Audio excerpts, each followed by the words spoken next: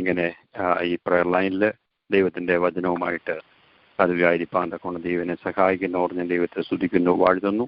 2020 നമ്മളെ കടന്നുപോയി. ഹല്ലേലൂയ. തിരിഞ്ഞു നോക്കുമ്പോൾ ഈ പ്രയർ ലൈൻ ഹല്ലേലൂയ എൻ്റെ ജീവിതത്തിലും ഹല്ലേലൂയ വലിയ ഹല്ലേലൂയ അനുഗ്രഹമായിരുന്നു എന്ന് പറയുവാൻ എനിക്ക് സാധിക്കും. അതോട് ഞാൻ ദൈവത്തെ സ്തുതിക്കുന്നു. ഡെഡിക്കേറ്റഡായിട്ട് 7 days ഹല്ലേലൂയ ലീഡ് ചെയ്യുന്ന ബ്രദർ നൈനാൻ തോമസ്, അതുപോലെ തന്നെ കടന്നു വന്ന് ശുശ്രൂഷിക്കുന്ന പാസ്റ്റർ കൊച്ചയ്പ്പ, അതിലായിരിക്കുന്ന എല്ലാ പ്രിയപ്പെട്ടവരോട് ഒരുമിച്ച്, പ്രത്യേകിച്ച് ഹല്ലേലൂയ പ്രിയപ്പെട്ടവരോട് ഒരുമിച്ച്, സുജമൃതനോട് ഒരുമിച്ച്, ഞങ്ങൾ പ്രിയ കൊച്ചയ്പ്പ പാസ്റ്റർ ഇവിടെ ആയിരുന്നപ്പോൾ, ഡാളസിലായിരുന്നപ്പോൾ പല അപ്പാർട്ട്മെന്റ് കോംപ്ലക്സുകളിൽ ട്രാക്റ്റുകൾ വിതരണം ചെയ്യുവാൻ്റെ കൊണ്ട് ഞങ്ങൾ കടന്നു പോയിട്ടുണ്ട്. അതൊക്കെ ജീവിതത്തിൽ സന്തോഷകരമായ ദിവസങ്ങളായിട്ട് ഞാൻ ഓർക്കുകയാണ്. അതെല്ലാം ഓർത്ത് ഞാൻ ദൈവത്തെ സ്തുതിക്കുന്നു, വാഴ്ത്തുന്നു. ഹല്ലേലൂയ. ഇന്ന് നമ്മൾ ഹല്ലേലൂയ വീണ്ടും ഹല്ലേലൂയ ദൈവജനത്തിൻ്റെ മുമ്പാകെ നമ്മൾ തന്നെ സമർപ്പിച്ചുകൊണ്ടായിരിക്കുമ്പോൾ നമുക്കറിയാം, കഴിഞ്ഞ ആഴ്ച നമ്മൾ പറഞ്ഞു നിർത്തിയ വിഷയം എന്ന് പറയുന്നത് ഹല്ലേലൂയ കർത്താവായ യേശു ക്രിസ്തുവിൻ്റെ റാപ്ചർ അല്ലെങ്കിൽ ദൈവസഭയുടെ റാപ്ചറിനും ദൈവത്തിൻ്റെ കർത്താവായ യേശു ക്രിസ്തുവിൻ്റെ മഹത്വ പ്രത്യക്ഷതയ്ക്കും ഇടയ്ക്കുള്ള ആ വർഷം 7 വർഷമെന്ന് മജോറിറ്റി ഓഫ് ദ തിയോളജിയൻസ് വിശ്വസിക്കുന്നു. ആ സമയത്ത് നടക്കുന്ന കാര്യങ്ങളിൽ ചിലതാണ് നമ്മൾ ചിന്തിച്ചത്. അതിൽ പ്രധാനമായിട്ടും നമ്മുടെ റിവാർഡുകളെ കുറിച്ച് നമുക്ക് ചിന്തിക്കുവാൻ സാധിച്ചു. അപ്പോൾ തന്നെ ഈ ഭൂമിയിൽ ഏറ്റവും ഭയാനകമായ ചില കാര്യങ്ങൾ നടക്കുന്നതായിട്ട് നമ്മൾ ചിന്തിക്കുകയുണ്ടായി.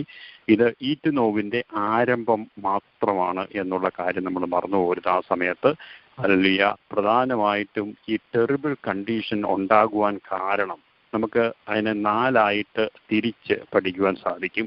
ഒന്ന്, the departure of the holy spirit. നമ്മൾ അത് കഴിഞ്ഞ ആഴ്ച ഒന്ന് വായിച്ചു, എന്നാലൊന്ന് റീഫ്രഷ് ചെയ്യാൻ വേണ്ടി 2 Thessalonians chapter 2 1-7 എന്ന് വായിച്ചാൽ നല്ലതായിരിക്കും. 2 തെസ്സലോനിക്കർ 2-ാം അധ്യായം 1 തൊട്ട് 7 വരെ എന്ന് വായിക്കുമ്പോൾ നമുക്ക് മനസ്സിലാകും ഇപ്പോൾ ഈ തടുക്കുന്നത് എന്താണ്, ഈ ടെറിബിൾ കണ്ടീഷൻ എന്താണ്, അതിൻ്റേതായിട്ടുള്ള ഫുൾ സ്ട്രെങ്തിൽ ഈ ഭൂമിയിൽ ഇപ്പോൾ വ്യാപരിക്കാത്തതിന് കാരണം എന്താണ് എന്നുള്ളൊരു കാര്യം. അതിൽ ഒരു കാര്യം നമ്മൾ ചിന്തിക്കുന്നത് ഡിപ്പാർച്ചർ ഓഫ് ഹോളി സ്പിരിറ്റ്. അതായത് അതിൽ നമുക്കറിയാം മാളിക മുറിയിൽ ദൈവസഭ ഹല്ലേലൂയയുടെ ഉദ്ഘാടനം എന്ന് വേണമെങ്കിൽ പറയാം. ആ സമയത്ത് പകർന്ന ഹല്ലേലൂയ പരിശുദ്ധാത്മാവിൻ്റെ ഹല്ലേലൂയ ആ തീനാവ് പോലെ പകർന്ന പരിശുദ്ധാത്മാവ് ചില പ്രത്യേക ദൗത്യവുമായിട്ട് ഇപ്പോൾ ഭൂമിയിലായിരിക്കുകയാണ്. അതിൻ്റെ ആ ദൈവസഭയുടെ ഉത്പ്രാവണത്തോടനുബന്ധിച്ച് ആ പ്രത്യേക ദൗത്യം തീരുന്നു. അതുകൊണ്ട് തന്നെ ഈ ടെറിബിൾ കണ്ടീഷൻ ഉണ്ടാകുന്നുവെന്ന് നമുക്ക് കാണാൻ സാധിക്കും. ഒന്ന് വായിക്കാമല്ലോ, 2 Thessalonians chapter 2 1-7. ഇനി സഹോദരന്മാരെ, നമ്മുടെ കർത്താവായ യേശുക്രിസ്തുവിന്റെ പ്രത്യക്ഷതയും അവന്റെ അടുക്കലുള്ള നമ്മുടെ സമാഗമനവും സംബന്ധിച്ച് ഞങ്ങൾ നിങ്ങളോട് അപേക്ഷിക്കുന്നത്, കർത്താവിന്റെ നാൾ അടുത്തിരിക്കുന്നു എന്ന് വെച്ച് നിങ്ങൾ വല്ല ആത്മാവിനാലോ വചനത്താലോ ഞങ്ങൾ എഴുതി എന്ന പാപത്തിലുള്ള ലേഖനത്താലോ സുബോധം വിട്ട് വേഗത്തിൽ ഇളകുകയും ഞെട്ടിപ്പോകുകയും അരുത്. ആരും ഏത് വിധേനയും നിങ്ങളെ ചതിക്കരുത്.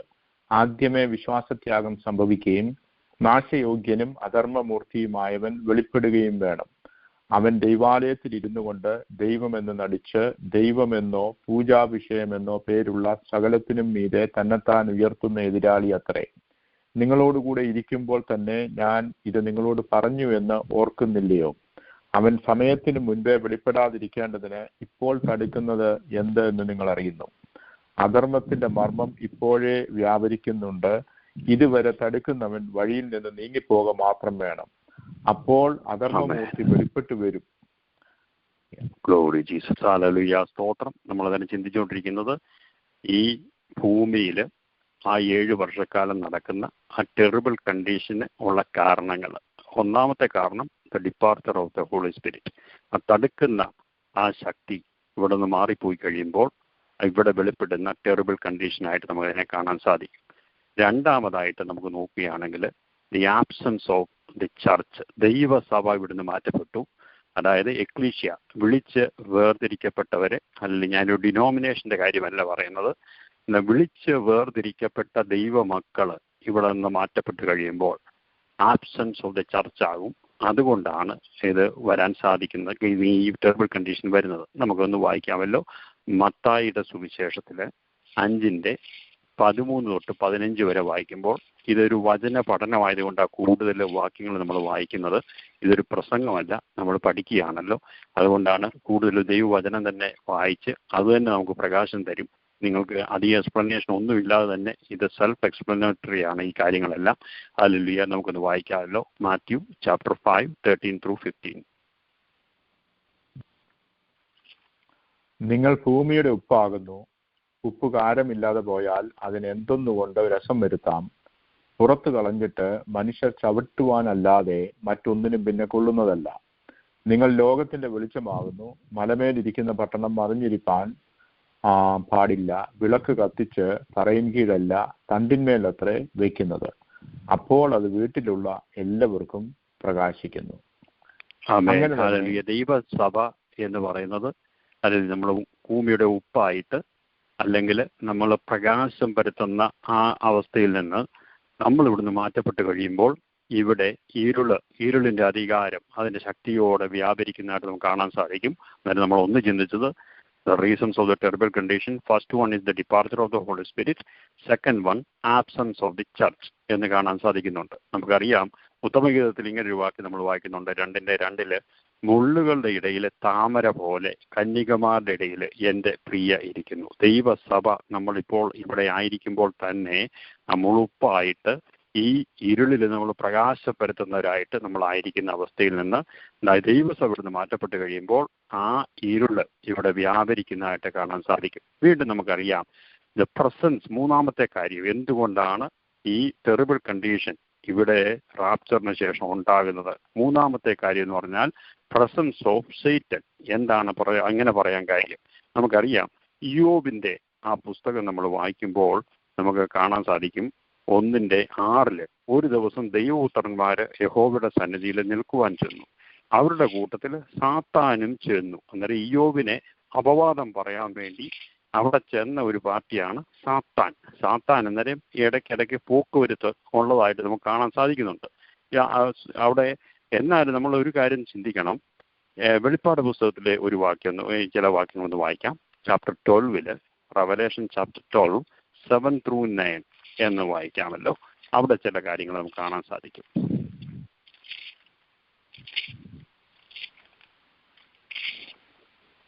അവർ തങ്ങളുടെ സാക്ഷ്യം തികച്ച ശേഷം പിന്നെ സ്വർഗത്തിൽ യുദ്ധമുണ്ടായി. മീഖായേലും അവന്റെ ദൂതന്മാരും മഹാസർപ്പത്തോട് പടവെട്ടി. തന്റെ ദൂതന്മാരുമായി മഹാസർപ്പവും പടവെട്ടി ജയിച്ചില്ലതാനും. സ്വർഗത്തിൽ അവരുടെ സ്ഥലം പിന്നെ കണ്ടതുമില്ല. ഭൂതലത്തെ മുഴുവൻ തെറ്റിച്ചു കളയുന്ന പിശാചും സാത്താനും എന്ന മഹാസർപ്പമായ പഴയ പാമ്പിനെ ഭൂമിയിലേക്ക് തള്ളിക്കളഞ്ഞു. അവന്റെ ദൂതന്മാരെയും അവനോടുകൂടെ തള്ളിക്കളഞ്ഞു. അപ്പോൾ ഞാൻ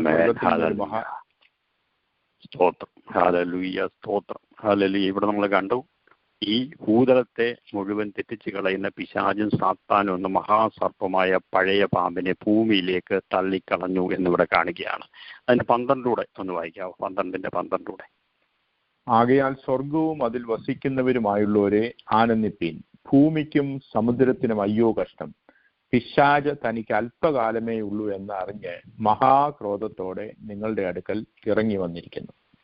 ആമേൻ. ഹല്ലേലൂയ. സ്തോത്രം. നമ്മൾ നേരം പഠിച്ചുകൊണ്ടിരിക്കുന്നത് ഇവിടുത്തെ ഈ ഭൂമിയിൽ ആ മഹോപദ്രവ കാലം എന്ന് പറയുന്ന ആ സമയത്ത് നടക്കുന്ന ടെറിബിൾ കണ്ടീഷന്റെ കാരണങ്ങളാണ് നമ്മൾ ചിന്തിച്ചുകൊണ്ടിരിക്കുന്നത്.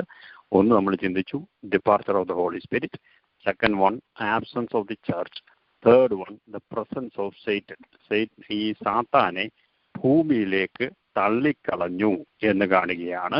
ഭൂമിക്കും സമുദ്രത്തിനും അയ്യോ കഷ്ട, പിശാച് തനിക്ക് അല്പകാലമേ ഉള്ളൂ എന്ന് അറിഞ്ഞ് മഹാക്രോധത്തോടെ നിങ്ങളുടെ അടുക്കൽ ഇറങ്ങി വന്നിരിക്കുന്നു. അതാണ് കാരണം എന്ന് മൂന്നാമതായിട്ട് നമുക്ക് കാണാൻ സാധിക്കുന്നുണ്ട്.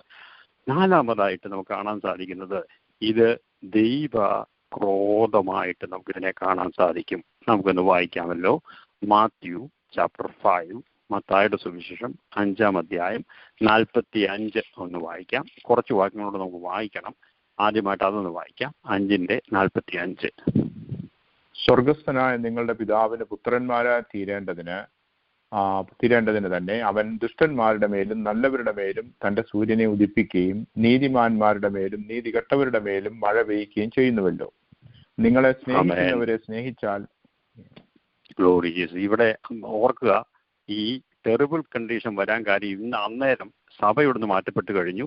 ഇത് ദൈവത്തിന്റെ ക്രോധമായിട്ട് നമുക്കിതിനെ കാണാൻ സാധിക്കും. ഇന്ന് ഇപ്പം മഴയൊക്കെ ലഭിക്കുന്നുണ്ട്, നല്ലവരുടെ മേലും തൻ്റെ സൂര്യനെ ഉദിപ്പിക്കുന്ന ദൈവമാണ്, എല്ലാം ചെയ്തുകൊണ്ടിരിക്കുകയാണ്. എന്നാൽ നമുക്ക് സദൃശ്യവാക്യങ്ങൾ 1:24-33 വരെ എന്ന് വായിക്കാം. സദൃശ്യവാക്യം പ്രോവേർബ്സ് 1:24-33.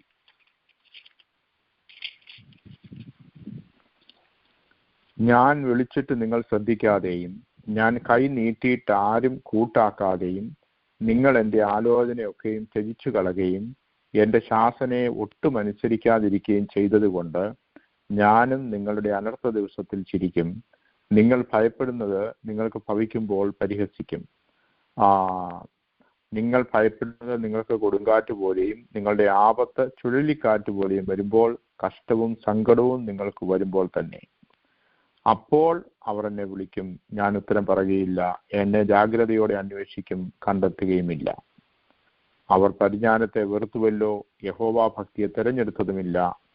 അവർ എൻ്റെ ആലോചന അനുസരിക്കാതെ എൻ്റെ ശാസനയൊക്കെ നിരസിച്ചു കളഞ്ഞതുകൊണ്ട് അവർ സ്വന്തം വഴിയുടെ ഫലം അനുഭവിക്കുകയും തങ്ങളുടെ ആലോചനകളാൽ തൃപ്തി പ്രാപിക്കുകയും ചെയ്യും.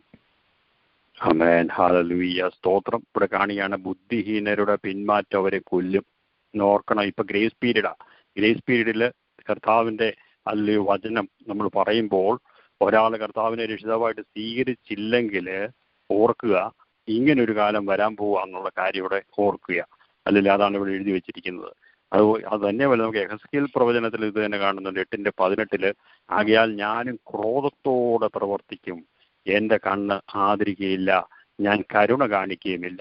ദൈവം കരുണാമയനായ ദൈവം ഇപ്പോൾ ഗ്രേസ് പീരീഡിൽ കരുണ കാണിക്കുന്നെങ്കിൽ ഇനിയും ദൈവത്തിന്റെ കോപം അല്ലെങ്കിൽ ക്രോധം ചൊരിയുന്ന ഒരു സമയമുണ്ട്.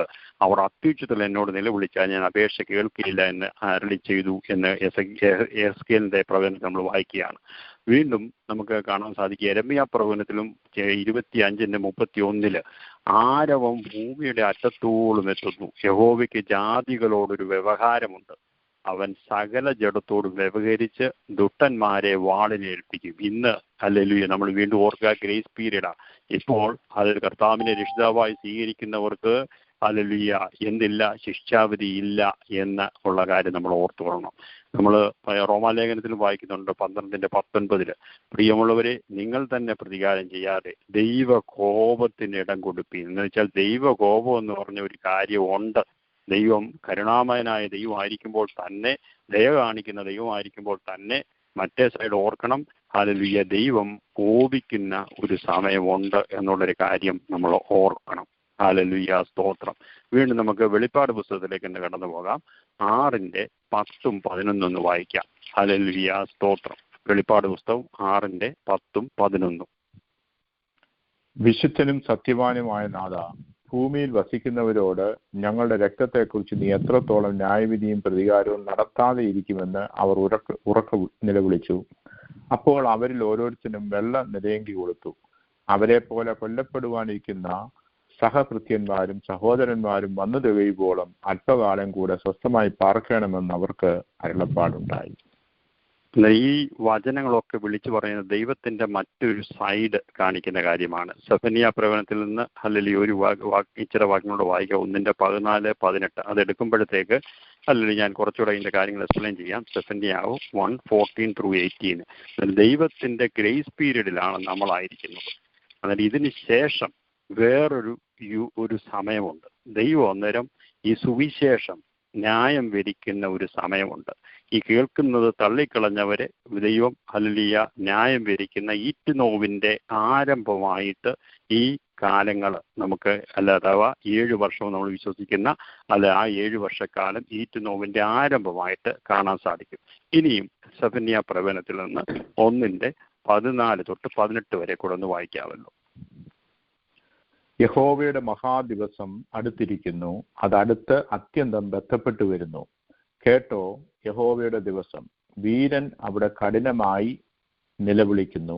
ആ ദിവസം ക്രോധ ദിവസം, കഷ്ടവും സങ്കടവുമുള്ള ദിവസം, ശൂന്യതയും നാശവുമുള്ള ദിവസം, ഇരുട്ടും അന്ധകാരവുമുള്ള ദിവസം, മേഘവും മൂടലും ഉള്ള ദിവസം, ഉറപ്പുള്ള പട്ടണങ്ങൾക്കും ഉയരമുള്ള കൊത്തളങ്ങൾക്കും വിരോധമായി കാഹളനാദവും ആരവവും ഉള്ള ദിവസം തന്നെ. മനുഷ്യർ കുരുടന്മാരെ പോലെ നടക്കത്തക്കവണ്ണം ഞാൻ അവർക്ക് കഷ്ടത വരുത്തും. അവർ യഹോവയോട് പാപം ചെയ്തുവല്ലോ. അവരുടെ രക്തം പൊടി പോലെയും അവരുടെ മാംസം കാഷ്ടം പോലെയും ചൊരിയും. യഹോവയുടെ ക്രോധ ദിവസത്തിൽ അവരുടെ വെള്ളിക്കും പൊന്നിനും അവരെ രക്ഷിപ്പാൻ കഴിയുകയില്ല. സർവ്വഭൂമിയും അവന്റെ തീഷ്ണതാഗ്നിക്ക് ഇരയായിത്തീരും. സകല ഭൂവാസികൾക്കും അവൻ ശീഘ്ര സംഹാരം വരുത്തും.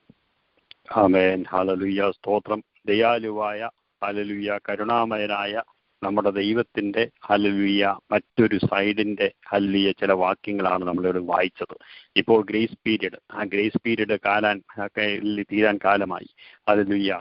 അന്നേരം നടക്കുന്ന കാര്യങ്ങളെക്കുറിച്ചാണ് നമ്മൾ ഇത് ചിന്തിച്ചത്. യെശയ്യാപ്രവചനത്തിൽ ഇത് തന്നെ വായിക്കുന്നുണ്ട്. 26:2 യഹോവ ഭൂവാസികളുടെ അവരുടെ അകൃത്യ നിമിത്തം സന്ദർശിപ്പാൻ തന്റെ സ്ഥലത്ത് നിന്ന് ഇതാ വരുന്നു. ഭൂമി താൻ കുടിച്ച രക്തമൊക്കെയും വെളിപ്പെടുത്തും. തന്നുള്ള ഹതന്മാരെ ഇനി മൂടി വെക്കുകയുമില്ല. അതായത് നമ്മളിപ്പോൾ ചിന്തിച്ചുകൊണ്ടിരിക്കുന്ന ഹല്ലേലൂയ കാര്യമെന്ന് പറഞ്ഞാൽ reasons of the terrible condition. ഈ മഹോപദ്രവ സമയത്ത് ടെറിബിൾ കണ്ടീഷനുള്ള കാരണം എന്താണ്? ഒന്ന്, departure of holy spirit. 2, the absence of the church. 3, presence of Satan. 4, wrath of God എന്ന് നമ്മൾ കാണുന്നുണ്ട്. വീണ്ടും നമുക്ക് ഈ സമയത്ത് പ്രധാനമായിട്ട് എന്തെല്ലാം കാര്യങ്ങളാണ് നടക്കുന്നത് എന്ന് നോക്കാം. നമുക്കറിയാം, ദൈവസഭ റെവലേഷൻ നമ്മൾ 2, 3, 7 സഭകളെ കുറിച്ച് കണ്ടു. അതിനുശേഷം നമ്മൾ റെവലേഷൻ ചാപ്റ്റർ 4 വരുമ്പോൾ അവിടെയും ചില കാര്യങ്ങൾ കണ്ടു. 6 തൊട്ട് നോക്കുമ്പോൾ 5-ാം അധ്യായം നോക്കുമ്പോൾ മുദ്രയിടപ്പെട്ട പുസ്തകമായിട്ട് കണ്ടു. 4 നമ്മൾ കണ്ടത് ദൈവ സിംഹാസനത്തെ കുറിച്ചാണ് നമ്മൾ കണ്ടത്. അതിനുശേഷം നമ്മൾ കാണുന്നത് 6 തൊട്ട് വരുമ്പോൾ ചില ന്യായവിധികൾ നടക്കുന്നതായിട്ട് നമ്മൾ കാണുകയാണ്. അവിടെ നമ്മൾ നോക്കുമ്പോൾ റെവലേഷൻ ചാപ്റ്റർ 6 1 through 17 നോക്കുമ്പോൾ അവിടെ 6 മുദ്രകൾ ഹല്ലേലൂയ കാണാൻ സാധിക്കും. 7 മുദ്രകളാണ്. അതിൽ 6-നും 7-നും ഇടയ്ക്ക് ഒരു ഇന്റർലൂഡ് അഥവാ ഒരു പോസ് ഉണ്ട്. ആ പോസ് കഴിഞ്ഞിട്ട് 7th സീൽ തുറക്കത്തുള്ളൂ എന്ന് നമ്മൾ കാണാൻ സാധിക്കുന്നുണ്ട്. അത് തുറക്കുന്നത് 8:1 തുറക്കുന്നത്. 6:1 തൊട്ട് 17 വരെ 6 തുറന്നു കഴിയും, 6 സീൽസ്. അത് കഴിയുമ്പോൾ 8:1 ലാസ്റ്റ് സീൽ തുറക്കുന്നതായിട്ട് നമ്മൾ കാണുന്നുണ്ട്. വീണ്ടും ഞാൻ സമ്മറൈസ് ചെയ്യുക, പിന്നെ അല്പം കൂടി ഡീറ്റെയിൽഡ് ആയിട്ട് മുന്നോട്ട് കടന്നു പോകാം.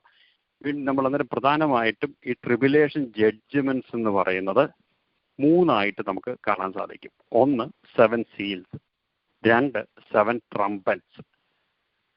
എന്നിട്ട് 3-മതായിട്ട് 7 ബൗൾസ്, അഥവാ നമ്മൾ നോക്കുക 7 മുദ്രകൾ, 7 കാഹളങ്ങൾ, പിന്നീട് 7 ക്രോധ കലശങ്ങളായിട്ട് നമ്മൾ കാണാൻ സാധിക്കുന്നുണ്ട്. അന്നേരം 7 സീൽസ് നമ്മൾ കണ്ടത് 6-ന്റെ റെവലേഷൻ ചാപ്റ്റർ 6 1 through 17 കാണും. അത് കഴിഞ്ഞിട്ട് 6-നും 7-നും ഇടയ്ക്ക് ഒരു പോസ് ഉണ്ട്. അവിടെ കുറച്ചുകൂടി ഇൻഫർമേഷൻ നമുക്ക് കിട്ടും. അതിനുശേഷം 8:1 അതായത് ചാപ്റ്റർ 8:1 7th സീൽ അവിടെ മുദ്ര തുറക്കുന്നതായിട്ട് നമ്മൾ കാണുന്നത്. അതുപോലെ തന്നെ 7 ട്രംപറ്റ്സിന്റെ കാര്യം നോക്കുമ്പോൾ റെവലേഷൻ ചാപ്റ്റർ 8-7 8-ാം അധ്യായത്തിന്റെ 7 തൊട്ട് 9-19 വരെ അവിടെ നമ്മൾ 6 കാഹളങ്ങൾ കാണും. പിന്നെ ഈ പറഞ്ഞതുപോലെ തന്നെ ഒരു ഇന്റർലൂഡ് ഉണ്ട്. അതിനുശേഷം അഥവാ ഒരു പോസ് ഉണ്ട് ഈ 6-നും 7-നും ഇടയ്ക്ക്. അവിടെയും കുറെ ഡീറ്റെയിൽസ് നമുക്ക് കിട്ടും, അതിനിടയിലുള്ള ചില കാര്യങ്ങൾ. അതിനുശേഷം വീണ്ടും ഇത് കാണുന്ന 11 ഈ ചാപ്റ്റർ 11 ചെന്നിട്ടാണ് 15 through 19 7th ട്രംപറ്റിന്റെ ഇത് കാണുന്നത്. അതായത് നമ്മൾ ഓർക്കണം, ഈ 7th സീലിൽ 7-ാമത്തെ സീലിൽ നിന്ന് ഈ ട്രംപറ്റുകൾ തുടങ്ങുന്നത്. വീണ്ടും നമുക്ക് ഈ 7 ട്രംപറ്റുകളിൽ നിന്നാണ് 7 ബൗൾസ് തുടങ്ങുന്നതായിട്ട് കാണാൻ സാധിക്കും. റെവലേഷൻ ചാപ്റ്റർ 16 1 through 21 ഈ 7 ബൗൾസ് കാണുന്നത്, 7 ക്രോധ കലശങ്ങൾ കാണുന്നത്. അത് അവിടെ നിന്ന് ബാറ്റിൽ ഓഫ് അർമഗദോനിലോട്ടും കർത്താവായ യേശുവിന്റെ മഹത്വ പ്രത്യക്ഷതയും കാണാൻ സാധിക്കുന്നുണ്ട്. നമുക്കറിയാം. അന്നേരം ഇതിനെ നമുക്ക് ആധാരമായിട്ട് ചില വാക്യങ്ങൾ നമുക്കൊന്ന് വായിക്കാം. നമുക്ക് ഇത് 3 അതിൽ അല്പം ഡീറ്റെയിൽഡ് ആയിട്ട്, അധികം ഡീറ്റെയിൽസ് അല്ല, അല്പം ഡീറ്റെയിൽഡ് ആയിട്ട് നമുക്ക് നോക്കാം. അന്നേരം നമ്മൾ ചിന്തിക്കുന്നത് അവൻ ഓവർവ്യൂ ഓഫ് ട്രിബുലേഷൻ ജഡ്ജ്മെന്റ്സ് 3 നമ്മൾ ചിന്തിക്കുന്നത്. 1, 7 seal judgment, 7 trumpet judgment, 7 bowls judgment. അന്നേരം എല്ലാം 7 വെച്ചിട്ടുള്ളതാണ്. അന്നേരം അതിലെ ആദ്യത്തെ ഇതായിട്ടുള്ളത് ഫസ്റ്റ് ടോപ്പിക് എന്ന് പറയുന്നത് സീൽ ജഡ്ജ്മെന്റ്സ്. അതിലെ സീൽ ജഡ്ജ്മെന്റ്സ് എന്ന് പറയുമ്പോൾ തന്നെ നമ്മൾ ചിന്തിക്കണം എന്തുവായി സീല്. ഞാനൊരു പക്ഷേ ഇത് നേരത്തെ ഇതൊന്ന് ചിന്തിച്ചതായിരുന്നു, what is a 7 sealed book എന്നുള്ളത്. വേണമെങ്കിൽ ഒന്ന് എളുപ്പം അതുകൂടെ ഒന്ന് പറഞ്ഞ് മുന്നോട്ട് കടന്നു പോകാൻ തക്കണം ഞാൻ ആഗ്രഹിക്കുകയാണ്. ഈ 7 സീൽഡ് ബുക്ക് കാണണമെങ്കിൽ ഈ 7 സീൽഡ് ബുക്കുകളാണ് ഓരോ സീല് പൊട്ടിക്കുന്നത് എന്ന കാര്യം നമ്മൾ ഓർക്കണം. ഈ 7 സീൽഡ് ബുക്ക് കാണണമെങ്കിൽ റെവലേഷൻ ചാപ്റ്റർ 5 നമുക്ക് ഒന്ന് കടന്നുപോയാൽ നമുക്കവിടെ കാണാൻ സാധിക്കുന്നുണ്ട്. ഒന്ന് വായിക്കാമല്ലോ. അന്നേരം അതിൻ്റെ ഒരു ഇൻട്രഡക്ഷൻ കിട്ടി. ഒരുപക്ഷെ ഞാൻ നേരത്തെ എക്സ്പ്ലെയിൻ ചെയ്തതാണ്, എന്നാൽ പുതുതായിട്ട് ആരെങ്കിലും ഉണ്ടെങ്കിൽ അവരുടെ ബെനിഫിറ്റിന് വേണ്ടി ഞാനിത് വായിക്കുന്നത്.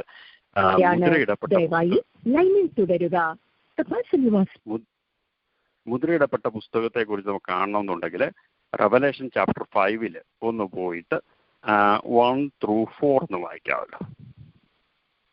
ഞാൻ സിംഹാസനത്തിൽ ഇരിക്കുന്നവന്റെ വലങ്കയിൽ അകത്തും പുറത്തും എഴുത്തുള്ളതായി 7 മുദ്രയാൽ മുദ്രയിട്ട ഒരു പുസ്തകം കണ്ടു. ആ പുസ്തകം തുറപ്പാനും അതിന്റെ മുദ്ര പൊട്ടിപ്പാനും യോഗ്യൻ ആരുള്ളൂ എന്ന് അത്യുച്ചത്തിൽ ഘോഷിക്കുന്ന ശക്തനായ ഒരു ദൂതനെയും കണ്ടു. പുസ്തകം തുറപ്പാനോ നോക്കുവാനോ സ്വർഗത്തിലും ഭൂമിക്ക് കീഴിലും ആർക്കും കഴിഞ്ഞില്ല. പുസ്തകം തുറന്ന് വായിപ്പാനെങ്കിലും അത് നോക്കുവാനെങ്കിലും യോഗ്യനായി ആരെയും കാണായതുകൊണ്ട് ഞാൻ ഏറ്റവും കരഞ്ഞു.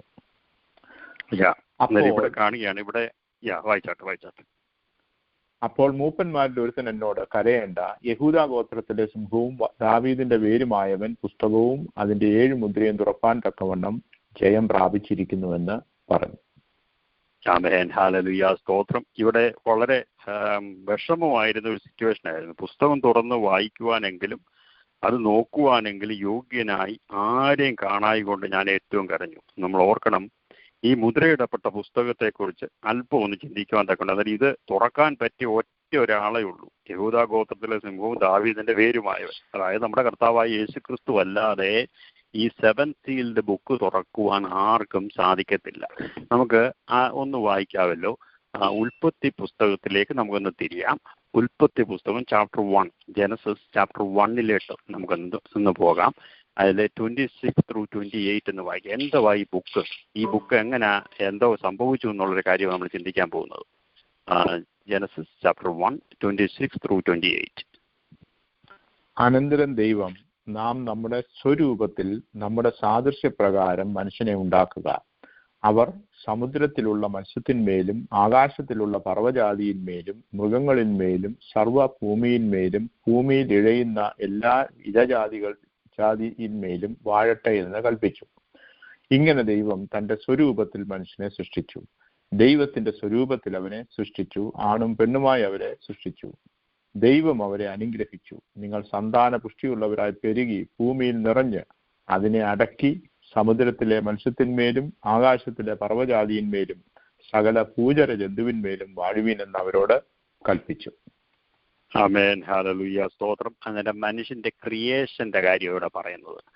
ദൈവത്തിന്റെ പ്ലാനിങ് മീറ്റിംഗിൽ ദൈവം പറഞ്ഞു, നമ്മുടെ സ്വരൂപത്തില് നമ്മുടെ സാദൃശ്യപ്രകാരം ട്രിനിറ്റി പറയുകയാണ്, ട്രിനിറ്റി ട്രയൂൺ ഗോഡ് പറയുകയാണ്, നമ്മുടെ സ്വരൂപത്തിൽ നമ്മുടെ സാദൃശ്യപ്രകാരം. സ്വരൂപവും സാദൃശ്യവും തമ്മിൽ ഡിഫറൻസ് ഉണ്ട്. അതിപ്പോൾ എൻ്റെ സബ്ജക്റ്റ് മാറ്റം അല്ലാത്തതുകൊണ്ട് ഞാൻ അവിടെ എക്സ്പ്ലെയിൻ ചെയ്യുന്നില്ല. എന്നാൽ മുന്നോട്ട് കടന്നു പോകട്ടെ. അവർ സമുദ്രത്തിലുള്ള മത്സ്യത്തിന്മേലും ആകാശത്തിലുള്ള പർവ്വജാതിന്മേലും മൃഗങ്ങളിന്മേലും സർവ്വഭൂമിയിന്മേലും ഭൂമിയിൽ ഇഴയുന്ന എല്ലാ ഇഴജാതിയുടെ മേലും വാഴട്ടെ എന്ന് കൽപ്പിച്ചു. അന്നേരം ഈ title deed of the earth ദൈവം കൊടുത്തിരുന്നത് ആദമിനായിരുന്നു, മനുഷ്യവർഗത്തിനായിരുന്നു കൊടുത്തിരുന്നത്, ഹ്യൂമാനിറ്റിക്കാണ് കൊടുത്തിരുന്നത്. അന്നേരം ആദാമിന് കൊടുത്തു എന്നിവിടെ കാണുകയാണ്. ദൈവത്തിന്റെ സ്വരൂപത്തിൽ. അന്നേരം ദൈവം പറഞ്ഞത് എന്തായിരുന്നു? നമ്മുടെ സ്വരൂപത്തിൽ സാദൃശ്യപ്രകാരവും. അത് ഇവിടെ ദൈവത്തിന്റെ സ്വരൂപത്തിൽ അവനെ സൃഷ്ടിച്ചു എന്ന് കാണുകയാണ്. ആണും പെണ്ണുമായി അവരെ സൃഷ്ടിച്ചു. ദൈവം അവരെ അനുഗ്രഹിച്ചു. നിങ്ങൾ സന്താനപുഷ്ടിയുള്ളവരായി പെരുകി ഭൂമിയിൽ നിറഞ്ഞ് അതിനെ അടക്കി സമുദ്രത്തിലെ മത്സ്യത്തിന്മേലും ആകാശത്തിലെ പർവ്വജാതിയിന്മേലും സകല ഭൂചര ജന്തുവിന്മേലും വാഴുവീൻ എന്ന് അവരോട് കൽപ്പിച്ചു എന്നിവിടെ കാണുകയാണ്. അന്നേരം ഈ title deed of the earth belongs to Adam എന്ന് കാണുകയാണ്. എന്നാൽ ഇവിടെ അത് വളരെ ഒരു പ്രത്യേകമായ രീതിയിൽ ഇത് അടിച്ചു മാറ്റുന്ന ഒരു കാര്യം നടന്നു എന്ന് നമ്മൾ കാണാൻ സാധിക്കുന്നുണ്ട്. അതിന് പ്രകാരം 3 ജനസിസ് 3, 14, 17, 18 ഒക്കെ വായിക്കുമ്പോൾ നമുക്ക് കാണാൻ സാധിക്കും അതിന്റെ ശാപം വന്നതായിട്ട് നമുക്ക് കാണാൻ സാധിക്കുന്നുണ്ട്. എന്താണ് മനുഷ്യവർഗം വീണുപോയത് കൊണ്ട് ഇത് അവന്റെ മേലുണ്ടായിരുന്ന ആധിപത്യത്തിന്റെ കാര്യങ്ങളൊക്കെ നഷ്ടപ്പെട്ടു. ഇത് വീണ്ടും റിഡീം ചെയ്യുവാൻ തക്കവണ്ണം ഒരു കാര്യം നടക്കണമായിരുന്നു എന്നുള്ളൊരു കാര്യം ഇവിടെ കാണുകയാണ്. നമുക്ക് വേണമെങ്കിൽ അതുകൂടെ ഒന്ന് വായിക്കാമല്ലോ. 3 ജനസിസ് ചാപ്റ്റർ 3, 14 വായിക്കണം, 17 and 18 കൂടെ വായിക്കണം. യഹോവയായ ദൈവം പാമ്പിനോട് കൽപ്പിച്ചത്, നീ ഇത് ചെയ്യുക കൊണ്ട് എല്ലാ കന്നുകാലികളിലും എല്ലാ കാട്ടുമൃഗങ്ങളിലും വെച്ച് നീ ശപിക്കപ്പെട്ടിരിക്കുന്നു. നീ ഉരസ്സുകൊണ്ട് ഗമിച്ച് നിന്റെ ആയുഷ്കാലമൊക്കെയും പൊടി തിന്നും. മനുഷ്യനോട് കൽപ്പിച്ചതോ, നീ നിന്റെ ഭാര്യയുടെ വാക്ക് അനുസരിക്കുകയും തിന്നരുതെന്ന് ഞാൻ കൽപ്പിച്ച വൃക്ഷഫലം തിന്നുകയും ചെയ്തതുകൊണ്ട് നിന്റെ നിമിത്തം ഭൂമി ശപിക്കപ്പെട്ടിരിക്കുന്നു. നിന്റെ ആയുഷ്കാലമൊക്കെ നീ കഷ്ടതയോടെ അതിൽ നിന്ന് അഹോവൃത്തി കഴിക്കും. മുള്ളും പറക്കാരിയും നിനക്ക് അതിൽ നിന്ന് മുളയ്ക്കും. വയലിലെ സസ്യം നിനക്ക് ആഹാരം. ഇംപെർഫെക്റ്റ് കണ്ടീഷനിലോട്ട് കടന്നു പോകാനുള്ള കാരണം, ശാപത്തിന്റെ കീഴിലാകുവാൻ കാരണം ആദാമിക വീഴ്ചയായിട്ട് നമുക്ക് കാണാൻ സാധിക്കുന്നുണ്ട്. വീണ്ടും സുവിശേഷ സത്യത്തെക്കുറിച്ച് ഈ 3:15 ഒരു കാര്യം കാണുന്നുണ്ട്. ഞാൻ നിനക്കും സ്ത്രീക്കും നിന്റെ സന്തതിക്കും അവളുടെ സന്തതിക്കും തമ്മിൽ ശത്രുത്വം ഉണ്ടാക്കും. അവൻ നിന്റെ തല തകർക്കും, നീ അവന്റെ കുതികാൽ തകർക്കും. കർത്താവായ യേശു ക്രിസ്തുവിന്റെ ഹല്ലേലൂയ വരവിന് മുന്നോടിയായിട്ട് ഈ കാര്യങ്ങളൊക്കെ ഇവിടെ എഴുതി വെച്ചിരിക്കുകയാണ്. നമുക്കറിയാം, യോഹന്നാന്റെ സുവിശേഷത്തിലേക്ക് നമ്മൾ കടന്നു പോകുമ്പോൾ അവിടെ ചില കാര്യങ്ങളൊക്കെ നമുക്ക് കാണാൻ സാധിക്കും. ചാപ്റ്റർ 1 വരുമ്പോൾ, ചാപ്റ്റർ 1 അനേക സത്യങ്ങളുള്ള ഒരു കാര്യമാണല്ലോ ഗോസ്പൽ ഓഫ് ജോൺ എന്ന് പറയുന്നത്. അതിൽ ചാപ്റ്റർ 1 വരുമ്പോൾ ഒത്തിരി വാക്യങ്ങൾ വായിക്കാനുണ്ടെങ്കിലും നമുക്ക് ഇന്നത്തെ ഈ സബ്ജക്റ്റ് മാറ്റർ നിൽക്കേണ്ടത് കൊണ്ട് ചില വാക്യങ്ങൾ മാത്രം നമുക്കിന്ന് വായിക്കാം. 1:29 ഒന്ന് വായിക്കാം. യോഹന്നാന്റെ സുവിശേഷം 1:29. പിറ്റന്നാൾ യേശു തന്റെ അടുക്കൽ വരുന്നത് അവൻ കണ്ടിട്ട്, ഇതാ ലോകത്തിന്റെ പാപം ചുമക്കുന്ന ദൈവത്തിന്റെ കുഞ്ഞാട്. ആമേൻ. ഇവിടെ സ്തോത്രം. അല്ലെങ്കിൽ ഇവിടെ നമ്മൾ നേരത്തെ കണ്ടു 3:15 ഉൽപ്പത്തി പുസ്തകം 3:15 കണ്ടു, ഞാൻ നിനക്കും സ്ത്രീക്കും നിന്റെ സന്തതിക്കും അവളുടെ സന്തതിക്കും തമ്മിൽ ശത്രുത്വം ഉണ്ടാകും. കാലത്തികവിങ്കല് കർത്താവായ യേശു ക്രിസ്തു സ്ത്രീയുടെ സന്തതിയായിട്ട് കടന്നു വന്നു എന്ന് നമ്മൾ കാണുകയാണ്. ഇവിടെ അന്നേരം ഈ യോഹന്നാൻ സ്നാപകന് യേശു ക്രിസ്തുവിന് മുന്നോടിയായിട്ട് കടന്നു വന്ന് യേശു ക്രിസ്തുവിനെ ലോകത്തിന് പരിചയപ്പെടുത്തി കൊടുക്കുകയാണ്. പിറ്റേന്നാൾ യേശു തന്റെ അടുക്കൽ വരുന്നത് കണ്ടിട്ട്, ഇതാ ലോകത്തിന്റെ പാപം ചുമക്കുന്ന ദൈവത്തിന്റെ കുഞ്ഞാട് എന്നിവിടെ കാണുകയാണ്. യേശുവിനെ ഇവിടെ പരിചയപ്പെടുത്തുകയാണ്.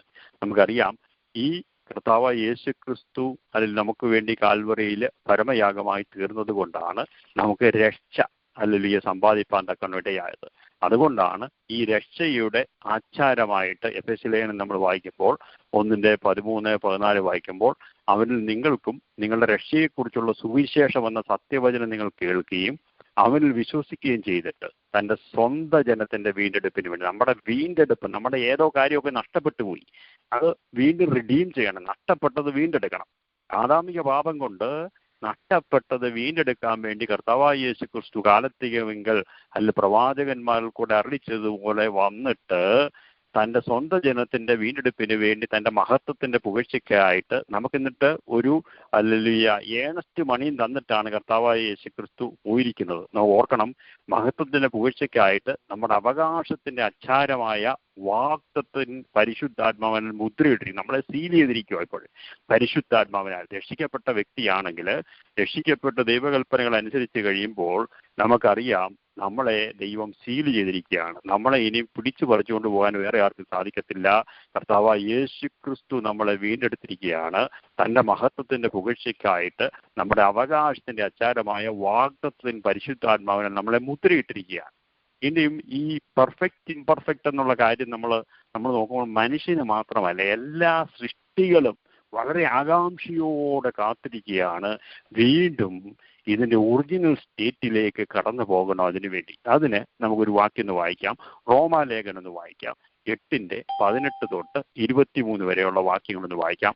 അന്നേരം ഈ പെർഫെക്റ്റ് ആയിട്ട് ദൈവം സൃഷ്ടിച്ചത് ഇംപെർഫെക്റ്റ് ആയിട്ട് കേഴ്സ്ഡ് ആയിട്ട് പോയി. എന്നാൽ വീണ്ടും പെർഫെക്ഷനിലേക്ക് ദൈവം അതിൽ റിഡീം ചെയ്ത്, ഇപ്പോൾ നമുക്കറിയാം നമ്മുടെ ആത്മാവിനെ റിഡീം ചെയ്തു. എന്നാൽ എല്ലാ കാര്യങ്ങളും അതിൽ റിഡംഷൻ നടക്കേണ്ടതുണ്ട്. അത് ഒന്ന് വായിക്കാം. 8:18 തൊട്ട് 23 വരെയുള്ള വാക്യം, റോമാലേഖനം. നമ്മിൽ വെളിപ്പെടുവാനുള്ള തേജസ് വിചാരിച്ചാൽ ഈ കാലത്തിലെ കഷ്ടങ്ങൾ സാരമില്ല എന്ന് ഞാൻ എണ്ണുന്നു. സൃഷ്ടി ദൈവപുത്രന്മാരുടെ വെളിപ്പാടിനെ ആകാംക്ഷയോടെ കാത്തിരിക്കുന്നു. സൃഷ്ടി ദ്രവത്വത്തിന്റെ ദാസ്യത്തിൽ നിന്ന് വിടുതലും ദൈവമക്കളുടെ തേജസ്സാകുന്ന സ്വാതന്ത്ര്യവും പ്രാപിക്കുമെന്നുള്ള ആശയോടെ മായയ്ക്ക് കീഴ്പ്പെട്ടിരിക്കുന്നു. മനഃപൂർവമായിട്ടല്ല, അതിനെ കീഴ്പ്പെടുത്തിയവന്റെ കൽപ്പന നിമിത്തമത്രേ സർവ്വസൃഷ്ടിയും ഇന്നുവരെ ഒരുപോലെ ഞരങ്ങി ഈറ്റുനോവോടിരിക്കുന്നുവെന്ന് നാം അറിയുന്നുവല്ലോ. ആത്മാവ് എന്ന ആദ്യദാനം ലഭിച്ചിരിക്കുന്ന നാമും നമ്മുടെ ശരീരത്തിന്റെ വീണ്ടെടുപ്പായ പുത്രത്വത്തിന് കാത്തുകൊണ്ട് ഉള്ളിൽ ഞരങ്ങുന്നു. പ്രത്യാശയാലല്ലോ നാം രക്ഷിക്കപ്പെട്ടിരിക്കുന്നത്. കാണുന്ന പ്രത്യാശയോ പ്രത്യാശയല്ല. ഒരുത്തൻ കാണുന്നതിനായി ഇനി പ്രത്യാശിക്കുന്നത് എന്തിന്? നാം കാണാത്തതിനായി പ്രത്യാശിക്കുന്നുവെങ്കിലോ അതിനായി ക്ഷമയോടെ കാത്തിരിക്കുന്നു. ആമേൻ. ഹല്ലേലൂയ. സ്തോത്രം. നമ്മൾ ഓർക്കണം, ഹല്ലേലൂയ, ഈ സൃഷ്ടി പോലും വളരെ ആകാംക്ഷയോടെ കാത്തിരിക്കുകയാണ് ഈ പെർഫെക്റ്റ് കണ്ടീഷനിലോട്ട് വരണം അതിനുവേണ്ടി. അന്നേരം അതിനുവേണ്ടി നോക്കിയിട്ട് ഇംപെർഫെക്റ്റ് ആയിട്ട് പോയത് ആദാമിക വീഴ്ചയോടുകൂടി അങ്ങനെ ആയിപ്പോയി. നമുക്കറിയാം, സങ്കീർത്തനങ്ങൾ നമ്മൾ വായിക്കുമ്പോൾ 8:5, 6 വായിക്കുമ്പോൾ നമുക്ക് കാണാൻ സാധിക്കും, നീ അവനെ ദൈവത്തെക്കാൾ അല്പം മാത്രം താഴ്ത്തി തേജസ്സും ബഹുമാനവും അവനെ അണിയിച്ചിരിക്കുന്നു. നിന്റെ കൈകളുടെ പ്രവൃത്തികൾ നീ അവനെ അധിപതിയാക്കി സകലത്തെ അവന്റെ കീഴാക്കിയിരിക്കുന്നു എന്നുള്ള കാര്യങ്ങളൊക്കെ നമ്മൾ കാണും.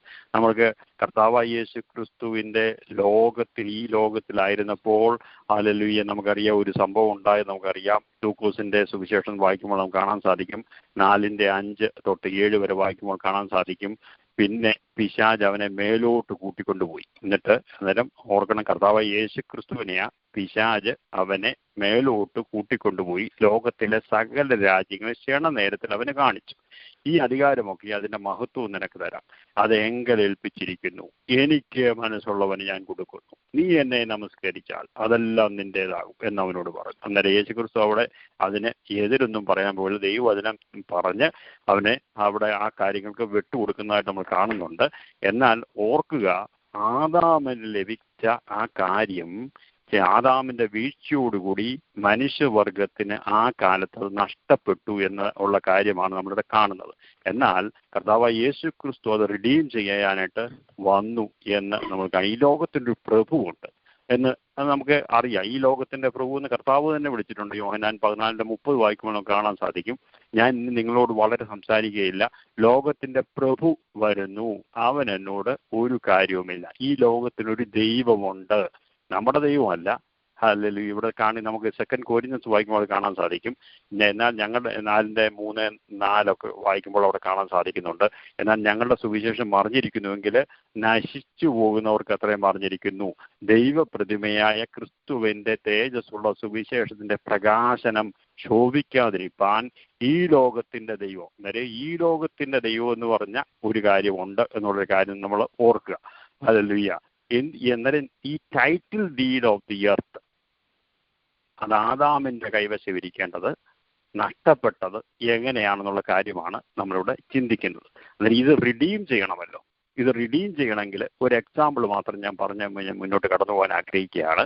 ലേവ്യ പുസ്തകത്തിലൊരു വാക്യമുണ്ട്, ലെവിറ്റിക്കസ് ചാപ്റ്റർ 25, 23-25 വായിക്കുമ്പോൾ ഇതിന്റെ ഈ നമുക്ക് കിട്ടിയ ടൈറ്റിൽ ഡീഡിന്റെ പ്രാധാന്യം എന്ന് കാണാൻ സാധിക്കും. ആ ലേവ്യ പുസ്തകം ഒന്ന് വായിക്കുമ്പോൾ 25:23 തൊട്ട് 25 വരെ ഒന്ന് വായിക്കാം.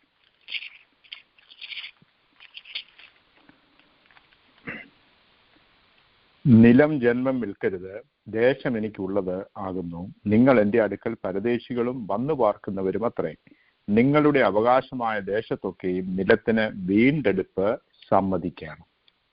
ആമേൻ. ഹല്ലേലൂയ. അന്നേരം ഇത് നഷ്ടപ്പെട്ടു പോയിട്ടുണ്ടെങ്കിൽ ഒരു വീണ്ടെടുപ്പ്, ഒരു റിഡംഷൻ, അതിനൊരു എക്സാമ്പിൾ വേണമെങ്കിൽ നമുക്ക് അതുകൂടെ ഒന്ന് വായിക്കാം, ഒന്ന് ക്ലിയർ ആകാൻ വേണ്ടി.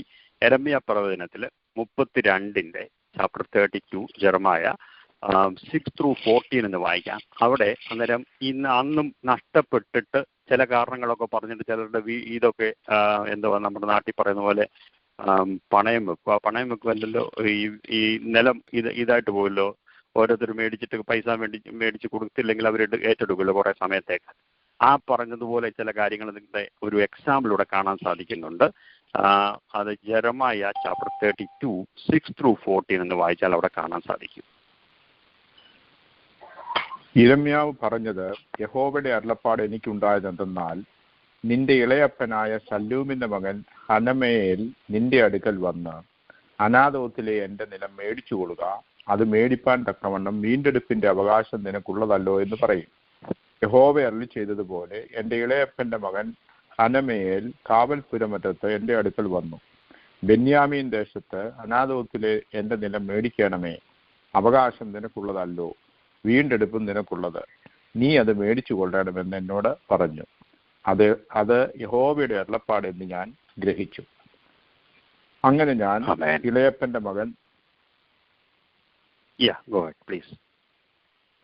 ഇളയപ്പന്റെ മകൻ ഹനമയേലിനോട് അനാഥോത്തിന്റെ നിലം മേടിച്ചു. വില 17 ശേക്കൽ വെള്ളി തൂക്കിക്കൊടുത്തു. ആധാരം എഴുതി മുദ്രയിട്ട് സാക്ഷികളെ കൊണ്ട് ഒപ്പിടുവിച്ച ശേഷം ഞാൻ പണം അവന് തുലാസിൽ തൂക്കിക്കൊടുത്തു. ഇങ്ങനെ ന്യായവും പതിവും അനുസരിച്ച് മുദ്രയിട്ടിരുന്നതും തുറന്നിരുന്നതുമായ ആധാരങ്ങൾ ഞാൻ വാങ്ങി. ഇളയപ്പന്റെ മകനായ ഹനമയേലും ആധാരത്തിൽ ഒപ്പിട്ടിരുന്ന സാക്ഷികളും കാവൽപുരമറ്റത്ത് ഇരുന്നിരുന്ന യഹൂദന്മാരൊക്കെയും കാണുക ആധാരം മഹസേയാവിന്റെ മകനായ നേരിയാവിന്റെ മകൻ ബാരൂഖിന്റെ മക്കൾ കൊടുത്തു.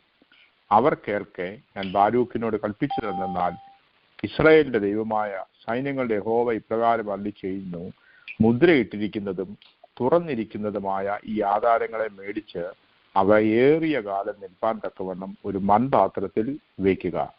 ഇനിയും ഈ വീടുകളും ഗ്ലോറി ജീസസ്, ഹല്ലേലൂയ, സ്തോത്രം. അന്നേരം ഞാൻ ഈ സീൽഡ് ബുക്കിനെ കുറിച്ച് ഒരു എക്സാമ്പിൾ ഒന്ന് വായിപ്പിച്ചെന്നേ ഉള്ളൂ. അന്നേരം ഇതെന്താണ്, അന്നേരം ഈ സീൽഡ് ബുക്കിനകത്തിൽ എങ്ങനെ ഇത് നഷ്ടപ്പെട്ടെന്നും എങ്ങനെ ഇത് റിഡീം ചെയ്യാന്നുള്ള കണ്ടീഷനും എഴുതിയിട്ടുണ്ട് എന്നുള്ള കാര്യം നമ്മൾ ഓർക്കണം. അന്നേരം ഈ എങ്ങനെ നഷ്ടപ്പെട്ടെന്നുള്ള കാര്യം വളരെ ഷെയിംഫുള്ളായിട്ടുള്ള കാര്യമാണ്. അതുകൊണ്ട് അത് സീൽ ചെയ്തിരിക്കുക, 7 സീൽഡായിട്ട് ചെയ്തിരിക്കുക. എന്നിട്ട് ഇതെങ്ങനെ വീണ്ടെടുക്കാൻ പറ്റും? ഞാൻ നേരത്തെ ആ പറഞ്ഞ വേർഡ് പാട്ടം കൊടുക്കുക എന്നുള്ള ഒരു വേർഡ് നിങ്ങൾ ചിലരെങ്കിലും കേട്ട് കാണും ഞാൻ വിശ്വസിക്കുക. അങ്ങനെ ആയിരിക്കുമ്പോൾ പാട്ടത്തിന് നമ്മുടെ സ്വന്തം സ്ഥലമായിരുന്നു, പക്ഷെ അത് ഇതിന് പോയി. എന്തുകൊണ്ടോ ഏതോ പ്രശ്നങ്ങളൊക്കെ ഉണ്ടായിട്ട് അങ്ങനെ കുറേ നാൾ വേറെ ആരുടെ കയ്യിൽ അകപ്പെട്ടു പോയതായിട്ട് നമുക്ക് കാണാൻ സാധിക്കുന്നുണ്ട്. അതായത് ഇത് ഒരു ജസ്റ്റ് എക്സാമ്പിൾ ഞാൻ പറയുക. നമ്മൾ അതിന് 7 സീൽഡ് ബുക്കിനെ കുറിച്ച് നമ്മൾ ചിന്തിക്കാൻ വേണ്ടിയാണ് ഈ എക്സാമ്പിൾസ് ഒക്കെ നമ്മൾ വായിച്ചത്. ഇവിടെ കാണുന്നത് ജെറമായ ആക്ടിങ് ആസ് എ റിഡീമർ. ഇവിടെ ഈ ഇപ്പോൾ വായിച്ചതിനകത്ത് നമ്മൾ കാണുന്നത് ആരാ റിഡീം ചെയ്യുന്നത്? ജെറമായ റിഡീം ചെയ്യാൻ പോവുകയാണ്. ഈ ഒരു 7 സീൽഡ് ബുക്കിനെ കുറിച്ച് നമ്മൾ സീൽ ചെയ്തിരിക്കുന്ന ബുക്കിനെ കുറിച്ച് നമ്മൾ കണ്ടു. ഈ പ്രധാനമായിട്ടും മൊസൈക് ലോ, മോശയുടെ നിയമപ്രകാരം ഈ റിഡീം ചെയ്യുന്ന ആളിന് 3 ക്വാളിഫിക്കേഷൻസ് ഉണ്ടാകണം. ഒന്ന്, ഒരു ഗോൽ, ഹീബ്രു ഗോൽ എന്ന് വെച്ചാൽ നിയർ കിൻസ്മാൻ ആയിരിക്കണം. 2, he must B the whoever is redeeming. ആ റിഡീമർ എന്ന് പറയുന്നത് വില്ലിങ് ആയിരിക്കണം. വില്ലിങ് ആയിട്ട് റിഡീം ചെയ്യാനുള്ള പറ്റുന്ന ആളായിരിക്കണം. റിഡീം ചെയ്യാൻ വില്ലിങ് ആയിരിക്കണം. അത് തന്നെയല്ല, ഇത് ഫുള്ളായിട്ട് ഇത് പേ ചെയ്യാൻ പ്രാപ്തിയുള്ള വ്യക്തിയും കൂടെ ആയിരിക്കണമെന്നുള്ള ഒരു കാര്യം നമുക്ക് കാണാൻ സാധിക്കുന്നുണ്ട്. നമുക്ക് ബുക്ക് ഓഫ് റൂത്തിന്റെ പുസ്തകം വായിക്കുമ്പോഴൊക്കെ അതിന് പല എക്സാമ്പിൾസ് നമുക്ക് കാണാൻ സാധിക്കും. അന്നേരം ഈ ആരാണോ റിഡീം ചെയ്യുന്നത്, ആ റിഡീം ചെയ്യുന്ന ആളിന്റെ ക്വാളിഫിക്കേഷൻ എന്ന് പറയുന്നത് ഒന്ന്, നിയർ കിൻസ്മാൻ ആയിരിക്കണം. അന്നേരം മനുഷ്യവർഗത്തെ റിഡീം ചെയ്യണമെങ്കിൽ മനുഷ്യനായി തന്നെ ദൈവം ഹല്ലേലൂയ കടന്നു വരേണ്ടത് ആവശ്യമായിരുന്നു എന്നുള്ള കാര്യം നമ്മളോട് ഓർക്കുക. മനുഷ്യവർഗത്തെ റിഡീം ചെയ്യണമെങ്കിൽ ദൈവം രൂപം വിട്ടിട്ട് ദാസരൂപമെടുത്ത് മനുഷ്യനായിട്ട് വിളങ്ങി നമ്മളെ സ്നേഹിച്ച സ്നേഹം ഓർക്കണേ. ഹല്ലേലൂയ, സ്തോത്രം. അങ്ങനെ കടന്നു വന്ന യേശു ക്രിസ്തുവാണ്. അന്നേരം നിയർ കിൻസ്മാൻ ആയിരിക്കണം. He must be willing to act as the redeemer. അതാണ് 2. 3, he must be able to pay the full price of redemption എന്ന് കാണുകയാണ്. അന്നേരം ഹ്യൂമൻ റേസിൽ തന്നെ ജനിക്കണം, എന്നിട്ട് മാത്രമേ റിഡീം ചെയ്യാൻ സാധിക്കത്തുള്ളൂ. അത് എബ്രായ ലേഖനം 2 വായിക്കുമ്പോൾ, അവിടെ അനേക വാക്യങ്ങൾ വായിക്കുമ്പോൾ അത് തന്നെ അവിടെ ഊന്നി പറഞ്ഞിട്ടുണ്ട്. എന്നാൽ ചില വാക്യങ്ങളൊന്ന് വായിക്കാമല്ലോ. ഹീബ്രൂസ് ചാപ്റ്റർ 2, എബ്രായ ലേഖനം 2 14 തൊട്ട് 17 വരെ എന്ന് വായിക്കാം. നമ്മളപ്പോൾ ചിന്തിച്ചുകൊണ്ടിരിക്കുന്നത് ഈ നിയർ കിൻസ്മാൻ ആയെങ്കിൽ മാത്രമേ റിഡീം ചെയ്യാൻ സാധിക്കത്തുള്ളൂ. മനുഷ്യവർഗത്തിന് ആദാമിക പാപം മൂലം നഷ്ടപ്പെട്ടത് വീണ്ടെടുക്കുവാൻ തക്കവണ്ണം ഒരാൾ കടന്നു വരണമായിരുന്നു, സ്ത്രീയുടെ സന്തതിയായിട്ട് കടന്നു വരണമായിരുന്നു. അത് ദൈവരൂപത്തിൽ തന്നെ ഇരുന്നു കൊണ്ട് കാര്യം നടക്കത്തില്ല, ജഡരക്തമായിട്ട് കടന്നു വരണമായിരുന്നു. അത് ഇവിടെ വാക്യത്തിൽ എഴുതിയിട്ടുണ്ട്, എബ്രായ ലേഖനം 2:14 തൊട്ട് 17 വരെ. മക്കൾ ജഡരക്തങ്ങളോട് കൂടിയവർ ആകൊണ്ട് അവനും അവരെ പോലെ ജഡരക്തങ്ങളോട് കൂടിയവനായി മരണത്തിന്റെ അധികാരിയായ പിശാചിനെ തന്റെ മരണത്താൽ നീക്കി ജീവപര്യന്തം മരണഭീതിയാൽ അടിമകളായിരുന്നവരെ ഒക്കെയും വിടുവിച്ചു. ദൂതന്മാരെ സംരക്ഷണ ചെയ്യുവാനല്ല, അബ്രഹാമിന്റെ സന്തതിയെ സംരക്ഷണ ചെയ്യുവാനത്രേ അവൻ വന്നത്. അതുകൊണ്ട് ജനത്തിന്റെ പാപങ്ങൾക്ക് പ്രായശ്ചിത്തം വരുത്തുവാൻ അവൻ കരുണയുള്ളവനും ദൈവകാര്യത്തിൽ വിശ്വസ്ത മഹാപുരോഹിതനുമാകേണ്ടതിന് സകലത്തിലും തന്റെ സഹോദരന്മാരോട് സദൃശനായി തീരുവാൻ ആവശ്യമായിരുന്നു. താൻ തന്നെ സദൃശനായി തീരുക. ഹല്ലേലൂയ. സദൃശനായി തീരുന്ന ഒരു അനുഭവത്തിലാണ് കർത്താവായ യേശു ക്രിസ്തു ദൈവം ജഡാവതാരം ചെയ്ത് യേശു ക്രിസ്തു ദൈവം നമ്മോടുകൂടി ഇമ്മാനുവേലായിട്ട് വെളിപ്പെട്ടതിന്റെ കാര്യമെന്ന് പറയുന്നത് ഈ ഹീബ്രു ഭാഷയിൽ ഗോവലായി തീരണം, അഥവാ he must be a near kinsman to redeem us. അതുകൊണ്ടാണ് അങ്ങനെ കടന്നു വന്നതെന്ന് കാണാൻ സാധിക്കുന്നുണ്ട്. വീണ്ടും നമുക്ക് ഗലാത്യ ലേഖനത്തിൽ 4:1 തൊട്ട് 7 വരെ കൂടെ വായിക്കാം. അതിനകത്തിലും ഈ കാര്യം തന്നെ അവിടെ പറഞ്ഞിട്ടുണ്ട്. അനേക വാക്യങ്ങളുണ്ട്, ചില വാക്യങ്ങൾ മാത്രമായിട്ട് നമുക്ക് ഈ ദൈവവചനമാണല്ലോ നമ്മളോട് സംസാരിക്കേണ്ടത്. നിങ്ങൾ എൻ്റെ വാക്കുകൾ അല്ലല്ലോ ദൈവവചനമാണല്ലോ നമ്മളോട് സംസാരിക്കേണ്ടത്. അതുകൊണ്ടാണ് കൂടുതൽ വാക്യങ്ങൾ വായിപ്പിക്കുന്നത്. ഗലാത്യ ലേഖനം 4:1 തൊട്ട് 7 വരെ. അവകാശി സർവത്തിനും യജമാനെങ്കിലും ശിശുവായിരിക്കുന്നിടത്തോളം ദാസനേക്കാൾ ഒട്ടും വിശേഷതയുള്ളവനല്ല. പിതാവ് നിശ്ചയിച്ച അവധിയോളം രക്ഷകന്മാർക്കും ഗ്രഹവിചാരകന്മാർക്കും കീഴ്പ്പെട്ടവനത്രേ എന്ന് ഞാൻ പറയുന്നു. അതുപോലെ നാമും ശിശുക്കളായിരുന്നപ്പോൾ ലോകത്തിന്റെ ആദിപാഠങ്ങളിൽ കീഴ് അടിമപ്പെട്ടിരുന്നു. എന്നാൽ കാലസമ്പൂർണത വന്നപ്പോൾ ദൈവം തന്റെ പുത്രനെ സ്ത്രീയിൽ നിന്ന് ജനിച്ചവനായി ന്യായപ്രമാണത്തിന് കീഴ് ജനിച്ചവനായി നിയോഗിച്ചയച്ചത് അവൻ ന്യായപ്രമാണത്തിന് കീഴുള്ളവരെ വിലയ്ക്ക് വാങ്ങിയിട്ട് നാം പുത്രത്വം പ്രാപിക്കേണ്ടതിന് തന്നെ.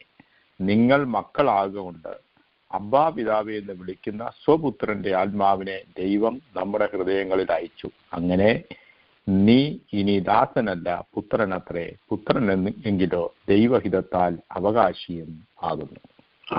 ആമേൻ. ഹല്ലേലൂയ. സ്തോത്രം. അന്നേരം നിയർ കിൻസ്മാനായിട്ട് അത് വരുന്ന ഒരാൾക്ക് മാത്രം റിഡീം ചെയ്യാൻ നടക്കത്തുള്ളൂ എന്നുള്ളൊരു കാര്യമാണ്. First qualification of the redeemer എന്ന് പറയുന്നത് he must be a near kinsman. കർത്താവായ യേശു ക്രിസ്തു മനുഷ്യരൂപമെടുത്ത് ജഡരക്തത്തിൽ കടന്നു വന്നതിന്റെ ഉദ്ദേശം അതായിരുന്നുവെന്ന് നമ്മളിവിടെ വാക്യങ്ങൾ വായിച്ചപ്പോൾ നമുക്ക് മനസ്സിലായി.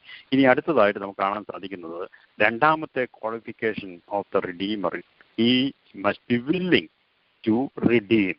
അന്നേരം ഇത് നിയർ കിൻസ്മാൻ ആണ് എന്ന് പറഞ്ഞിട്ട് ആ ആളിന് നമ്മളെ വിടിവിപ്പാൻ ആവശ്യമില്ലെങ്കിൽ, ആഗ്രഹമില്ലെങ്കിൽ പറ്റത്തില്ല.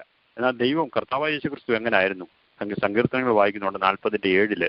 അപ്പോൾ ഞാൻ പറഞ്ഞു, ഇതാ ഞാൻ വരുന്നു, പുസ്തക ചുരുൾ എന്നെക്കുറിച്ച് എഴുതിയിരിക്കുന്നു. ഇത് ഇവിടെ പറയുക. എബ്രായ ലേഖനത്തിൽ 10:7 വായിക്കുമ്പോൾ നമുക്ക് കാണാൻ സാധിക്കും, ഇത് ഞാൻ പറഞ്ഞു പുസ്തക ചുരുൾ എന്നെക്കുറിച്ച് എഴുതിയിരിക്കുന്നു, ദൈവമേ നിനക്ക് ഇഷ്ടം ചെയ്യുവാൻ ഞാൻ വരുന്നു. ദൈവത്തിന് കർത്താവായ യേശു ക്രിസ്തുവിന് ഇഷ്ടമുണ്ടായിരുന്നു നമ്മളെ റിഡീം ചെയ്യാനെന്ന് കാണുകയാണ്. വീണ്ടും നമുക്ക് മൂന്നാമത്തെ ക്വാളിഫിക്കേഷൻ, റിഡീമറിന്റെ മൂന്നാമത്തെ ക്വാളിഫിക്കേഷൻ എന്ന് പറഞ്ഞാൽ he should be able to redeem us എന്ന് കാണിക്കുക. 7:25 നമ്മൾ നോക്കിയപ്പോൾ വായിച്ചപ്പോൾ കാണാൻ സാധിക്കുന്നത് 7:25 എബ്രായ ലേഖനം 7:25 ഒന്ന് വായിക്കാമല്ലോ.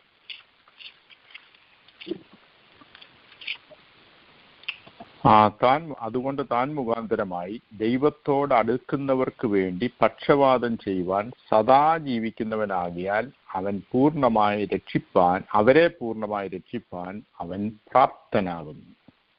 ആമേൻ. ഹല്ലേലൂയ.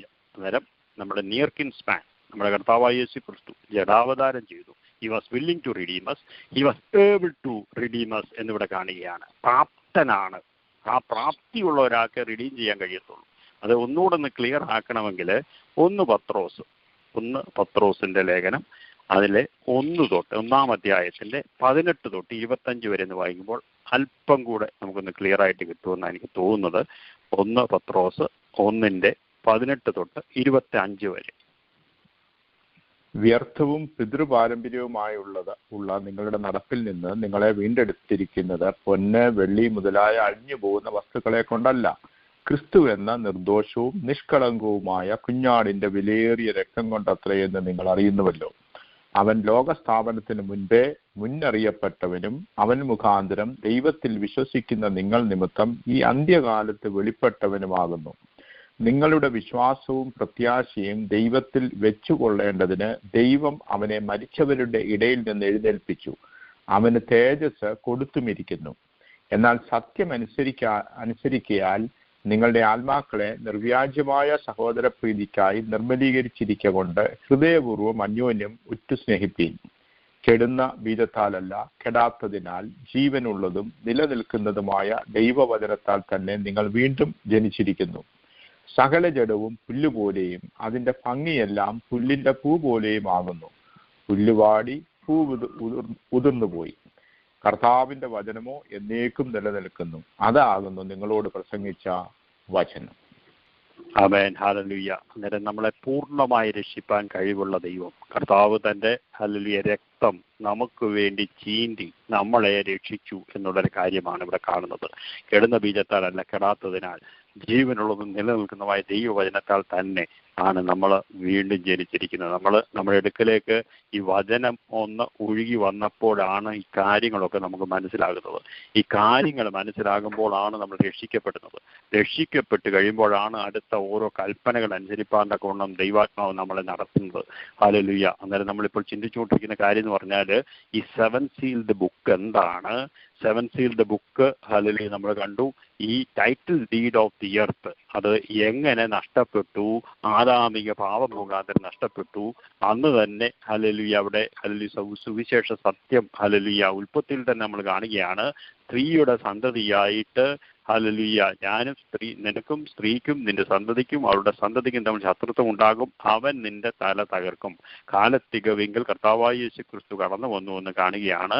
ഹല്ലേലൂയ കടന്നു വന്നപ്പോൾ ഹല്ലേലൂയ റിഡീമറായിട്ട് കടന്നു വന്നു. ഒരു റിഡീമറിന് വേണ്ട യോഗ്യതകളെല്ലാം തന്നെ നമ്മുടെ കർത്താവിനുണ്ടായിരുന്നു. ഈ മസ്റ്റ് ബി നിയർ കിൻസ്മാൻ. ഹീബ്രുവിലെ ഗോവൽ എന്ന് പറയും, GOEL നമ്മൾ പോലെ ഉള്ള ഗോവൽ എന്നുള്ള പ്രൊണൗൺസിയേഷനിൽ നിയർ കിൻസ്മാൻ ആയിട്ട് കടന്നു വരേണ്ടതുണ്ടായിരുന്നു. He must be willing to act as a redeemer എന്ന് അതും നമ്മൾ കണ്ടു. നമ്മുടെ കർത്താവായ യേശു ക്രിസ്തു മനുഷ്യരൂപമെടുത്തു. ഹല്ലേലൂയ നമ്മളെ രക്ഷിപ്പാൻ ഹല്ലേലൂയ സ്നേഹത്തോടുകൂടി നമ്മളെ രക്ഷിപ്പാൻ കടന്നു വന്നു. He must be able to pay the full price of redemption. Hallelujah. അതും ഹല്ലേലൂയ ഫുൾ പ്രൈസും കൊടുത്ത് നമ്മളെ വീണ്ടെടുക്കുവാൻ ഏബിളായിട്ടുള്ള ഹല്ലേലൂയ ഒരാൾ മാത്രമേ ഉണ്ടായിരുന്നുള്ളൂ. അത് നമ്മുടെ കർത്താവായ യേശു ക്രിസ്തുവാണ്. ഈ യേശു ക്രിസ്തുവാണ് ഹല്ലേലൂയ നമ്മൾ റെവലേഷനിൽ കണ്ട ഹല്ലേലൂയ ബുക്ക് തുറപ്പാൻ യോഗ്യനായ വ്യക്തി എന്ന് നമ്മൾ അവിടെ കാണുകയാണ്. ഹല്ലേലൂയ അവിടെ നോക്കിയപ്പോൾ യോഹന്നാന് വളരെ വിഷമമുണ്ടായി. ഇത് ആരെടുത്ത് തുറക്കാൻ പറ്റും? വിഷമിച്ചിരിക്കുന്ന സമയത്താണ് അപ്പോൾ മൂപ്പന്മാരിൽ ഒരുത്തൻ എന്നോട് കരയേണ്ട, യഹൂദാഗോത്രത്തിലെ സിംഹവും ദാവീദിന്റെ പേരുമായവൻ പുസ്തകവും അതിന്റെ 7 മുദ്രയും തുറക്കുവാൻ തക്കവണ്ണം ജയം പ്രാപിച്ചിരിക്കുന്നു എന്ന് പറഞ്ഞു. അന്നേരത്തേക്ക് ഹല്ലേലൂയ ആ ഭീതി എല്ലാം മാറി ഏതായിട്ട് നമ്മൾ കാണുകയാണ്. അത് കഴിഞ്ഞിട്ട് ഈ മുദ്രകള് അല്ലെങ്കിൽ 7 മുദ്രകളുള്ള ഈ ബുക്ക് തുറക്കുമ്പോൾ ഓരോരോ ന്യായവിധി ഭൂമിയിലേക്ക് വരുന്നതായിട്ട് നമ്മൾ കാണുകയാണ്. അതായത് നമ്മൾ ഓർക്കുക, 7 സീൽസ് എന്ന് പറയുന്നത് റെവലേഷൻ ചാപ്റ്റർ 6 1 through 17 6 കാണും. അതിനുശേഷം ഒരു പോസ് അല്ലെങ്കിൽ ഒരു ഇന്റർലൂഡ്, അതിനുശേഷം നമ്മൾ ബിറ്റ്വീൻ 6th and 7th സീലിനിടയിൽ ഒരു ഇന്റർലൂഡ് ഉണ്ട്. അതിനുശേഷം ചാപ്റ്റർ 8 വരുമ്പോൾ 8:1 ആ 7th സീല് തുറക്കുന്നതായിട്ട് നമ്മൾ കാണുന്നത്. അന്നേരം ഫസ്റ്റ് സീല്, സെക്കൻഡ് സീല് ഓരോന്നിൻ്റെയും കാര്യങ്ങൾ വളരെ ഡീറ്റെയിൽ ആയിട്ടല്ലെങ്കിലും അല്പം നമുക്കൊന്ന് ചിന്തിച്ച് മുന്നോട്ട് കടന്നു പോകണം. ഇപ്പോൾ ഏകദേശം 9:30 ആകാറായി. അതുകൊണ്ട് ദൈവഹിതമായാൽ നമുക്ക് അടുത്ത ആഴ്ചയിൽ ഇത് കണ്ടിന്യൂ ചെയ്യാൻ തക്കണം നമുക്ക് ഇടയാകും. ഞാൻ അഥവാ തുടങ്ങിക്കഴിഞ്ഞാൽ ഇത് തീരത്തില്ല, അതുകൊണ്ട് ഞാൻ തുടങ്ങുന്നില്ല. ദൈവഹിതമായാൽ നമുക്ക് അടുത്ത ആഴ്ച വീണ്ടും നമുക്കിത് കണ്ടിന്യൂ ചെയ്യാം. അത് ഫസ്റ്റ് സീല്, അതിൽ നമുക്ക് കാണാൻ സാധിക്കും. അവിടെ ഓരോ കുതിരകളെ കുറിച്ച് നമ്മൾ കാണാൻ സാധിക്കുന്നുണ്ട്. അങ്ങനെ പല കുതിരകളെ കുറിച്ച് നമ്മൾ കാണാൻ സാധിക്കും. അതിനുശേഷം നമുക്ക് സെക്കൻഡ് സീലിലും ചില കാര്യങ്ങൾ അവിടെയൊക്കെ പഠിക്കാൻ സാധിക്കും. തേർഡ് സീല്, ഫോർത്ത് സീലിൽ ഡെത്തിന്റെ കാര്യങ്ങൾ കുറെ കാര്യം സാധിക്കും. ഫിഫ്ത്ത് സീലിൽ മാർട്ടൈഡം അതിൽ കാണാൻ സാധിക്കുന്നുണ്ട്. സിക്സ്ത് സീലിൽ കോസ്മോളജിക്കൽ ഡിസ്റ്റർബൻസസ് കാണാൻ സാധിക്കുന്നുണ്ട്. അങ്ങനെ സെവൻത് സീലാകുമ്പോഴത്തേന് ഫുള്ളി ഓപ്പൺഡ് ആയിട്ട് ഹല്ലേലൂയ അവിടെ ചില കാര്യങ്ങളൊക്കെ നടക്കുന്നതായിട്ട് കാണുന്നുണ്ട്. എന്നാൽ 6-നും 7-നും ഇടയ്ക്ക് ചില കാര്യങ്ങൾ സംഭവിക്കുന്നുണ്ട്. ദൈവഹിതമായാൽ അല്പം നമുക്ക് ചിന്തിച്ച് മുന്നോട്ട് വരും ദിവസങ്ങൾ കടന്നു പോകാം. അന്നേരം നമ്മൾ പ്രധാനമായിട്ട് ചിന്തിച്ചത് എന്തുകൊണ്ടാണ് ഈ മഹോപദ്രവത്തിന്റെ സമയത്ത് മഹോപദ്രവത്തിന്റെ ടെറിബിൾ കണ്ടീഷൻ അല്ലെങ്കിൽ ഈ ഭൂമിയിൽ ഉണ്ടാകാൻ ഉള്ള കാരണം എന്താണ്. നമ്മൾ 4ആയിട്ടാണ് ചിന്തിച്ചത്. Departure of the holy spirit, അതാണ് ഒന്നാമത്തെ കാര്യം. 2, ആബ്സെൻസ് ഓഫ് ദി ചർച്ച്, ദൈവസഭ ഇവിടെ ഇല്ല അന്നേരം, അത് ആ കാര്യം കൊണ്ടാണ്. 3, the presence of Satan. 4, the wrath of God. അന്നേരം 4 പ്രധാന കാരണങ്ങളാണ് മഹോപദ്രവത്തിന്റെ അല്ലിയ കാരണങ്ങൾ നമ്മൾ കാണാൻ സാധിക്കുന്നു. Departure of the holy spirit, absence of the church, the presence of Satan, the wrath of God എന്ന് കാണുന്നുണ്ട്. അന്നേരം നമ്മൾ 7 മുദ്രകളെ കുറിച്ച് പഠിച്ചപ്പോൾ ഈ മുദ്രയിടപ്പെട്ട പുസ്തകത്തെക്കുറിച്ച് നമ്മൾ ചിന്തിച്ചു. അത് തുറക്കാനായിട്ടുള്ള ക്വാളിഫൈഡ് പേഴ്സൺ കർത്താവായ യേശു ക്രിസ്തു മാത്രമായിരുന്നു എന്നുള്ള കാര്യം നമ്മൾ ചിന്തിച്ചു. അത് ആ ക്വാളിഫിക്കേഷൻ എന്തൊക്കെയാണ്, മൊസൈക്ക് ലോ അനുസരിച്ച് തന്നെ കർത്താവായ യേശു ക്രിസ്തു അതിന് ഹല്ലേലൂയ ആ എല്ലാ ക്വാളിഫിക്കേഷൻസും മീറ്റ് ചെയ്തതായിട്ട് നമ്മൾ കണ്ടു. നമ്മുടെ നിയർ കിൻസ്മാനായിട്ട് കടന്നു വന്ന് നമ്മൾ ഹല്ലേലൂയ വില്ലിംഗ് ആയിട്ട് കടന്നു വന്ന് ഹല്ലേലൂയ അത് കൊടുക്കുവാൻ തക്കണം പ്രാപ്തിയുള്ളവനായിട്ട് കടന്നു വന്നു എന്ന് നമ്മൾ കണ്ടു. ഹല്ലേലൂയ. ഇതെല്ലാം നമ്മുടെ ജീവിതത്തിൽ നമ്മളിതൊക്കെ പഠിക്കുന്നത് എപ്പോഴും ഞാൻ പറയാറുള്ളത് പോലെ ഒരു ഇൻഫർമേഷൻ ഗ്യാതറിങ് മാത്രമല്ല, ഇത് അതായിട്ട് മാത്രം ഇരിക്കരുത്. ഇത് നമുക്ക് ഹല്ലേലൂയ ഇവിടെയുള്ള ചില പ്രിയപ്പെട്ടവരൊക്കെ ചെയ്യുന്നത് പോലെ ഇത് മറ്റുള്ളവരോട് പറഞ്ഞിട്ട് നമ്മൾ ഹല്ലേലൂയ കർത്താവിന്റെ വരാൻ പോകുന്നു, ഇന്നത്തെ ഗ്രേസ് പീരീഡൊക്കെ കഴിയാൻ പോകുന്നു ഹല്ലേലൂയ എന്നുള്ളൊരു കാര്യം ഹല്ലേലൂയ പറയണം. ഹല്ലേലൂയ. അവരെ നമ്മളെ സ്നേഹിക്കുന്ന കർത്താവ് നമ്മളെക്കുറിച്ച് ആഗ്രഹിക്കുന്ന രീതിയിൽ നമ്മൾ മുന്നേറുവാൻ തക്ക ഇടയാകണം. അതിനുവേണ്ടി നമുക്ക് പ്രവർത്തിക്കാം. ദൈവം നമ്മളെ ഓരോരുത്തരെയും സഹായിക്കട്ടെ. ഇങ്ങനെ ഒരു അവസരം കൂടെ എൻ്റെ ജീവിതം നൽകി തന്നോർ ഞാൻ ദൈവത്തെ സ്തുതിക്കുന്നു. ഇതിനെ മുഖാന്തരമായി പ്രയർ ലൈൻ ഭാരവാഹികളോട് ഉള്ള നന്ദി ഞാൻ അറിയിക്കുന്നു. ദൈവം നമ്മളെ ഏവരെയും അനുഗ്രഹിക്കുമാറാകട്ടെ.